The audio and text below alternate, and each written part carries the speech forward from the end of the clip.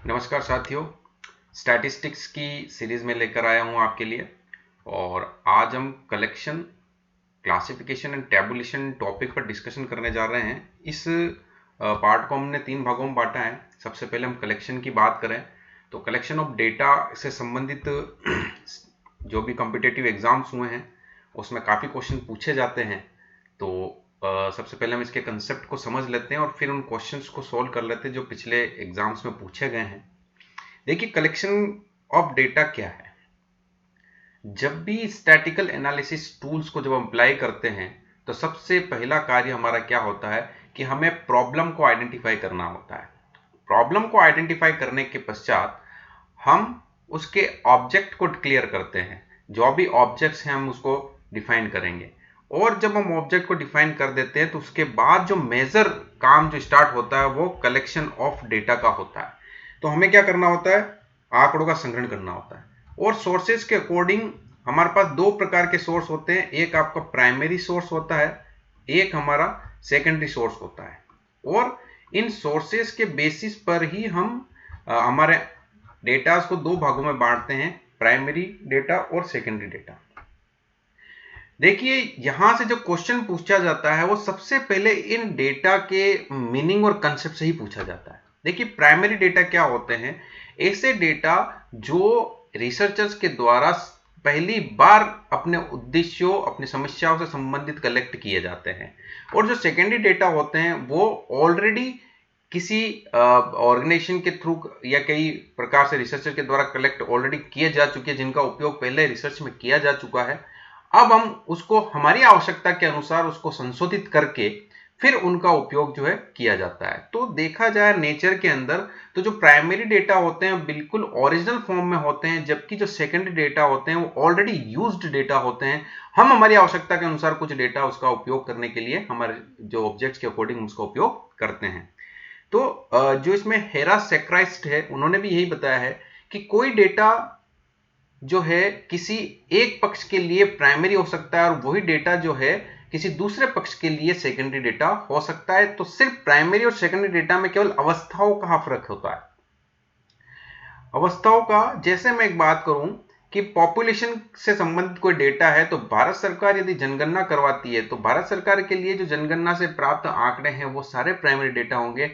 परंतु जो डेटा अगर कोई हम जो हमारी प्रॉब्लम है वो किसी पॉपुलेशन से संबंधित है और हमें क्या करना है उसके ऊपर कोई एनालिसिस करना है, तो ऑलरेडी जो गवर्नमेंट ऑफ इंडिया ने जो डेटा डिक्लेयर कर रखे, पब्लिश कर रखे, हम उसी पॉपुलेशन का डेटा हम उपयोग करते हैं। तो किसी दूसरे पक्ष के लिए वो सेकेंडरी डेटा भी बन जाता है। तो यहां पर हमें दोनों की स्थिति क्लियर होनी चाहिए। जो प्राइमरी डेटा बिल्कुल फुल फ्लेश प्रथम बार जो है संग्रहण किए जाते हैं, और जो सेकेंड डेटा होते हैं वो ऑलरेडी पब्लिश या अनपब्लिश हो सकते हैं और उनका उपयोग हम हमारे उद्देश्यों के अनुसार संशोधित करके कर लेते हैं।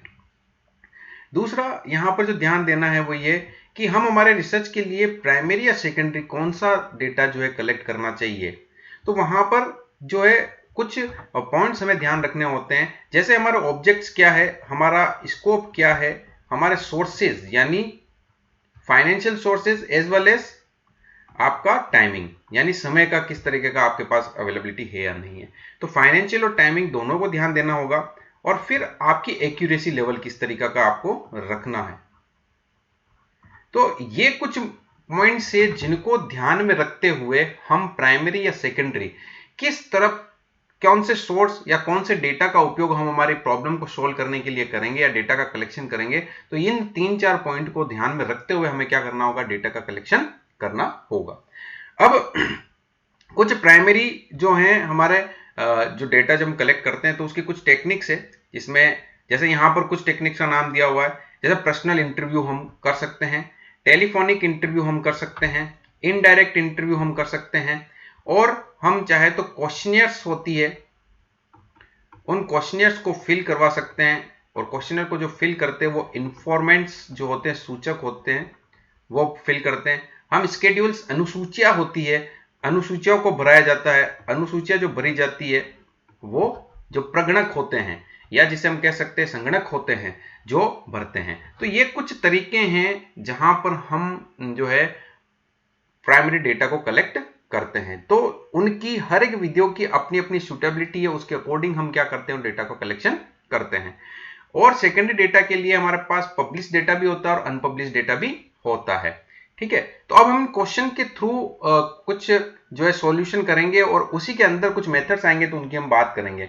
जैसे पहला क्वेश्चन है, the quickest method of collecting primary data. ये इन्वेस्टिगेटर 2018 के एग्जाम में पूछा गया कि प्राथमिक समूहों के संग्रहण की त्वरित विधि कौन सी।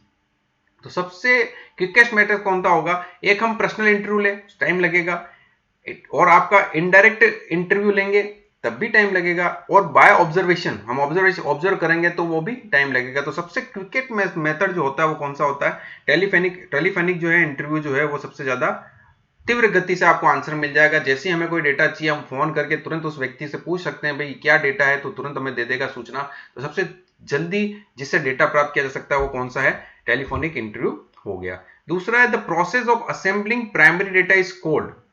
प्राथमिक जो समंक है उनको जब हम कलेक्ट करते हैं तो उनकी जो प्रोसेस है उसको क्या कहते हैं, ये इन्वेस्टिगेटर 2016 के एग्जाम में पूछा गया।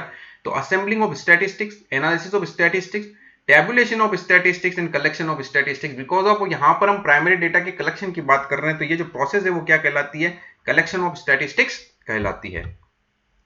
Next question, primary data are. Primary data के बारे में, उसकी विशेषता के बारे में पूछा गया है। तो सबसे पहला ऑप्शन दिया है, always more reliable than secondary data, less reliable than secondary data, depends on the agency collecting data, और depends on the care with which data have been collected. देखिए यहां पर 4 ऑप्शन पूछा गया और उसमें आपको पूछा गया कि प्राइमरी डेटा जो है वो किस प्रकार के हैं और उनके बारे में आपको कोई कथन, सत्य कथन चुनना है। तो प्राइमरी डेटा जब आप कलेक्ट करते हो तो उसको प्योर केयर, और जो कलेक्शन कर रहा है डेटा वो बड़ा जो है क्वालिफाइड पर्सन होना चाहिए, तब जाके वो जो डेटा कलेक्ट किया गया है वो ज्यादा उपयोगी रहेगा। तो यहां पर हम ये नहीं कहेंगे कि भाई जो हमेशा जो है आपका सेकेंडरी डेटा से प्राइमरी डेटा जो रिलायबल हो, ऐसा जरूरी नहीं है, और लेस हो ये भी जरूरी नहीं है, और जो एजेंसी कलेक्ट कर रही है ये सिर्फ एक पॉइंट है, जबकि फोर्थ ऑप्शन के अंतर्गत दोनों ही पॉइंट दिए हुए हैं कि केयरिंग कितनी ध्यान की गई है और दूसरा जो है जो कलेक्शन कर रहा है वो कितने क्वालिफाइड है। यानी जो फोर्थ ऑप्शन है वो ज्यादा इसका उत्तर सही होगा। ये देखभाल, गुणवत्ता कितनी, क्वालिटी कितनी रखी गई है डेटा कलेक्शन में, तो फोर्थ ऑप्शन इसका करेक्ट आंसर हो जाएगा। Next question, secondary data are generally. ये कंपाइलर 2016 के एग्जाम पूछा गया, more reliable than primary data, क्या ऐसा होता है? Depends on the agency collecting data, less reliable than primary data, none of the above. तो जब सेकेंडरी डेटा आप कलेक्ट कर रहे हैं तो सेकेंडरी डेटा के बारे में पूछा गया है कि क्या इसमें से सही बात है। तो प्राथमिक समंकों से ज्यादा भरोसेमंद हो, या हमेशा से ऐसा नहीं होता है, और प्राथमिक समंकों से कम भरोसेमंद हो ऐसा भी नहीं होता है। परंतु यह जरूर ध्यान रखना है कि जब सेकेंडरी डेटा जो कलेक्ट करने वाली एजेंसी थी, जिस एजेंसी ने सेकेंडरी डेटा कलेक्ट किया वो किस प्रकार की, अगर वो ऑथेंटिक है तो निश्चित ही तौर पर जो उसने सेकेंडरी डेटा कलेक्ट किया होगा वो भी ऑथेंटिक होगा। तो यहां पर जो उत्तर जो होगा वो कौन सा होगा, तीसरा ऑप्शन जो है, समंग एकत्रित करने वाली जो एजेंसी है उसके ऊपर डिपेंड करता है कि वो किस तरीके की है। क्वेश्चन नंबर 5 जो है, the number of question in questionnaire should be. एक क्वेश्चनर के अंदर कितने क्वेश्चन होने चाहिए। देखिए प्राइमरी डेटा कलेक्शन की एक विधि है जिसके अंदर हम क्या करते हैं, बहुत सारे क्वेश्चन बनाते हैं और जो पढ़ा लिखा वर्ग है उसको हम भेजते हैं, और वो वर्ग जो है हमें डेटा उस क्वेश्चनर के थ्रू हमें भर के प्राप्त हमें भेजता है, और हम उस डेटा का उपयोग करते हुए हमारे जो है प्रॉब्लम के ऊपर जो ऑब्जेक्ट है उसके अकॉर्डिंग वर्क करते हैं। तो उसमें पूछा गया कितने क्वेश्चन होने चाहिए। तो ये डिपेंड करता है कि आपका सर्वे जो है उसका पर्पज किस प्रकार का है। ठीक है ना, यहाँ पर कोई पैरामीटर नहीं बने हुए कि 10 क्वेश्चन ही बनना चाहिए, 20 क्वेश्चन ही होना चाहिए, 30 क्वेश्चन ही होना चाहिए, ऐसा कुछ नहीं है। डिपेंड करता है कि आपकी सर्वे किस प्रकार की है, आपकी प्रॉब्लम किस तरीके की है, और उसके संबंध में ऑब्जेक्ट्स हमने क्या क्या किए और कौन से ऑब्जेक्ट के संबंध में हम डेटा कलेक्ट करना चाह रहे हैं। तो ये जो 5th है उसका आंसर जो हो जाएगा वो 4th आंसर हो जाएगा। नेक्स्ट क्वेश्चन जो है, जब प्राथमिक समंग का संपादन करते हैं तो हमारा ध्यान देना चाहिए कि प्रश्नावली में दी गई सूचना किस तरीके की हो। जब हम क्या कह रहा है, while editing primary data, primary data को हम एडिट कर रहे हैं, उसको अपने उद्देश्य के अनुरूप बना रहे हैं, तो डेटा और focus should be on information given in questionnaire is complete, consistent, accurate and all of the वो। यानी सारे बिंदु को हमें ध्यान रखना होगा, हमें देखना होगा कि वो क्वेश्चनर पूर्ण रूप से भरी हुई है। दूसरा क्या उसके अंदर जो क्वेश्चन है वो कंसिस्टेंटली, ऐसा तो नहीं है कि वो बिल्कुल बाइस्ड होकर यस यस यस यस करता आ रहा है सामने वाला इंफॉर्मेट जो सूचना भेज रहा है हमें, ये भी देखना होगा सूचना जो है सटीक है, और ये सारे ऑप्शन हमें ध्यान में रखने होंगे। तो यानी सभी जो चारों ऑप्शन है वो सही है, यानी ऑल ऑफ द अबव जो है ये सारे बिंदुओं को हमें ध्यान में रखना होगा। Question 7, the uses of which type of data save times money and energy. समय को बचाएगा, एनर्जी को बचाएगा और पैसों को बचाएगा, वो डेटा कौन सा होगा? आपका सेकेंडरी डेटा होगा, क्योंकि प्राइमरी डेटा के अंदर समय भी ज्यादा लगता है, पैसा भी खर्च होता है और मैन पावर भी ज्यादा लगता है, यानी एनर्जी भी ज्यादा लगती है। तो यहां से उत्तर क्या हो जाएगा? सेकंड डेटा जो है वो ये सारी चीजें बचा देगा। The important method of collecting primary data. Primary data जब आप कलेक्ट करते हो तो कौन से मेथड जो है इंपॉर्टेंट है? जैसे इसने दिया हुआ डायरेक्ट पर्सनल इन्वेस्टिगेशन, एक तरीका है जिसमें हम क्या करते हैं, जो सूचना देने वाला है उससे प्रत्यक्ष रूप से संबंध स्थापित करते हैं, उनसे इंटरव्यू लेते हैं, हम उनसे डेटा कलेक्ट करते हैं। मेल्ड क्वेश्चनर, मेल्ड क्वेश्चनर जो होती है, हम मेल करते हैं क्वेश्चनर्स को, वो उन वर्गों को कर सकते हैं जो पढ़ा लिखा वर्ग है। जो पढ़ा लिखा वर्ग नहीं, उसको हम क्वेश्चनर भेजकर उससे डेटा कलेक्ट नहीं कर सकते, उसके लिए हम अनुसूचियां भरवाते हैं, जो प्रगणक या इन्यूमरेटर जो होते हैं वो जाकर उनसे सूचना प्राप्त करता है। क्वेश्चनर सेंट थ्रू इन्यूमरेटर, ये सारे ऑप्शन ऑल ऑफ द वो, यानी ये सारे जो मेथड है प्राइमरी डेटा के, सारे इंपोर्टेंट मेथड ही है। इनकी सूटेबिलिटी के अकॉर्डिंग हम क्या करते हैं, डेटा को कलेक्ट करते हैं। यदि हम कोई प्रॉब्लम जो है बिल्कुल गरीब वर्ग से और जो अनपढ़ वर्ग है वहां से अगर सूचना हमें प्राप्त करनी है, तो उस केस में हमें क्या करना होगा, इन्यूमरेटर्स को सेंड करना होगा। जैसे जनसंख्या के आंकड़े कलेक्ट करने के लिए भारत सरकार क्या करती है, टीचर्स को अपॉइंट करती है, डेप्यूट करती है, तो वो क्या करते हैं, घर घर जाकर सूचना प्राप्त करता है, क्योंकि जरूर नहीं है सभी वर्ग पढ़ा लिखा है और वो उनको सूचना हमें क्वेश्चनर दे दे और वो भर के हमें दे दे, ऐसा नहीं होता। तो वो घर घर जाकर डेटा कलेक्ट करती है, तो वो भी इंपॉर्टेंट है। जो पढ़ा लिखा वर्ग है वो तो दे ही सकता है क्वेश्चनर की सूचना, और जो डायरेक्ट, जब हमें जरूरत पड़े कि भाई डायरेक्ट ऑब्जर्वेशन करना चाहिए, डायरेक्ट इन्वेस्टिगेशन करना चाहिए, तो उस केस में हम डायरेक्ट पर्सनल इंटरव्यू भी लेते हैं। The important demerits of direct personal investigation, जब हम डायरेक्टली जब इन्वेस्टिगेशन करते हैं तो उसकी क्या डीमेरिट हो सकती है? तो टाइम कम लगता है, बिल्कुल सही है, हम सामने बैठा है, जो सूचना चाहिए हम तुरंत उससे ले सकते हैं। एक्यूरेसी होती है, बिल्कुल अच्छी एक्यूरेसी रहती है। पर्सनल प्रेजुडिस, हाँ ये अपन जरूर उसमें पर्सनल प्रेजुडिस जरूर हो सकता है उसके अंदर, और नॉन ऑफ द बॉस, यानी जो सी ऑप्शन है वो हो सकता है यहाँ पर, कि खुद का व्यक्तिगत रूप से कोई पक्षपात वगैरह इस तरीके का है तो वो क्वेश्चन के अंतर्गत तो वो जरूर हो सकता है, परंतु जो टाइम बचेगा और एक्यूरेसी भी अच्छी होगी, क्योंकि सामने ही आपका व्यक्ति है और उससे सूचना आपको प्राप्त करनी है। Mailed questionnaire method is suitable only if respondents, देखो अच्छा क्वेश्चन पूछा है, ये ईओ 2020 में क्वेश्चन पूछा गया है। एवेल्युएशन ऑफिसर जो होता है, मूल्यांकन अधिकारी के पेपर हुआ था, उसमें क्वेश्चन पूछा गया कि जो मेल क्वेश्चनर है वो कौन से वर्ग के लिए ज्यादा उपयुक्त है? तो जो सिटी में रहते हैं उनके लिए है क्या, क्या जो हाई इनकम है उनके लिए है, आर एजुकेटेड और आर नॉन? तो हम कहेंगे जो एजुकेटेड वर्ड है वो जो है उनसे संबंधित है, कि वहां से आप अगर सूचना प्राप्त करना चाहते हो तो आप मेल्ड कर सकते हो क्वेश्चनर को, और वो सूचना निश्चित रूप से आपको पहुंचाएगी भी।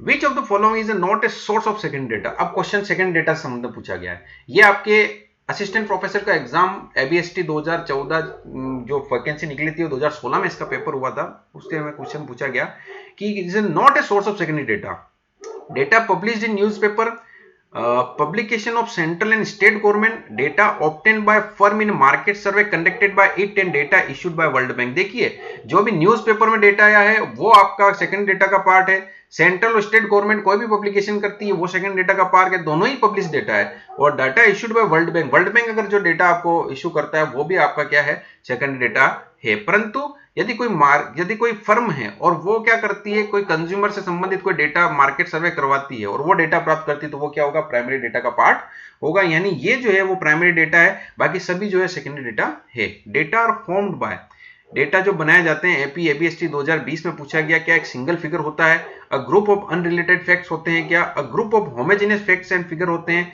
एंड एब्सोल्यूट डिस्क्रिप्टिव फैक्ट होते हैं। यानी कि यहाँ पर जो होता है वो क्या है, क्वालिटी है, होमोजेनियस फैक्ट्स एंड फिगर जो है, यानी जो ग्रुप होना चाहिए। डेटा एक अकेली सूचना जो है वो सांख्यिकी नहीं बन सकती, उसके लिए उससे संबंधित जो है समान प्रकार की और भी सूचना होनी चाहिए, तब जाके वो जो है आपकी जो डेटा है वो आपका स्टैटिस्टिक्स में वर्क किया जा सकेगा, उसके ऊपर फर्दर एनालिसिस किया जाएगा, अन्यथा नहीं किया जा सकता। यह भी आकार आपके एबीएसटी एपी के एग्जाम में पूछा गया, ठीक है। और यहां पर एक चीज और ध्यान देनी चाहिए कि कोई भी डेटा जो है वो स्टैटिस्टिक्स तब भी बनता है जिसमें कुछ क्वालिटीज हो, यानी सबसे पहला तो वो न्यूमेरिकल होना चाहिए, यानी अंकों में होना चाहिए। दूसरा जो इसकी क्वालिटी है, जैसे यहाँ बता रहा कि होमोजेनियस होना चाहिए, होमोजेनियस ग्रुप होना चाहिए। और तीसरा जो है आपस में कंपेरेबल होना चाहिए। अगर किसी डेटा के अंदर ये जो क्वालिटी है, फर्स्ट न्यूमेरिकल फिगर, होमोजेनियस, और थर्ड कंपेरेबल, तो उस केस में जो है वो क्या कर सकता है, वो स्टैटिस्टिक्स के रूप धारण कर सकता है। बाकी अगर इनमें से एक भी क्वालिटी अगर नहीं है तो उस केस में वो आगे फर्दर एनालिसिस के उपयुक्त नहीं होगा और वो उसको हमें वहीं ड्रॉप करना होगा। तो ये कुछ क्वालिटी जो है डेटा में होनी चाहिए। देखिए यहां पर हमने कलेक्शन ऑफ जो डेटा है वहां से संबंधित जो इंपॉर्टेंट क्वेश्चन बन सकते हैं और जो अभी तक पूछे गए उनके बारे में डिस्कस कर लिया है और उसके कंसेप्ट को भी हमने समझ लिया है।